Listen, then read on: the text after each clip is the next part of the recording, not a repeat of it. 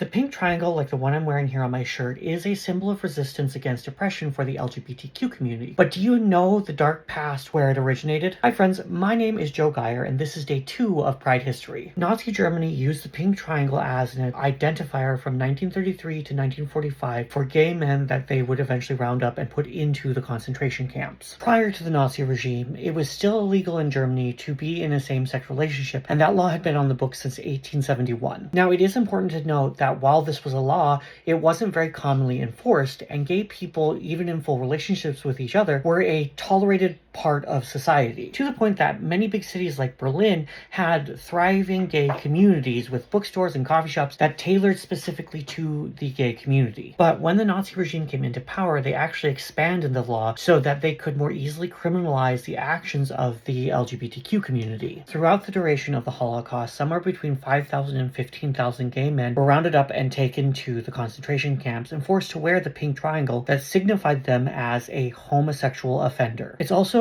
important to acknowledge here that trans people and lesbians were also sent to the concentration camps, but in much smaller numbers. Historians talk about the fact that the prisoners were put into a hierarchy system, and the men who wore the pink triangles were often the lowest of the low and forced to do the most grueling, taxing work in the camps. But not only that, they were also beaten publicly in front of other prisoners, and they were forced to take part in some of the most inhumane medical experiments. On top of that, historians talk about how other groups of prisoners had prisoner networks which helped boost morale or helped each other survive. Unfortunately, the men who wore the pink triangle were not able to have that. And this is because if two men with pink triangles were too close to each other, they would be accused of fraternization and they would be beaten and oftentimes would no longer be on the earth. And unfortunately, the other groups wouldn't interact with them for the fear of guilt by association, which was a really true big fear. And what feels like the ultimate betrayal to me in this history is what happened when the concentration camps were liberated in 1945. The gay men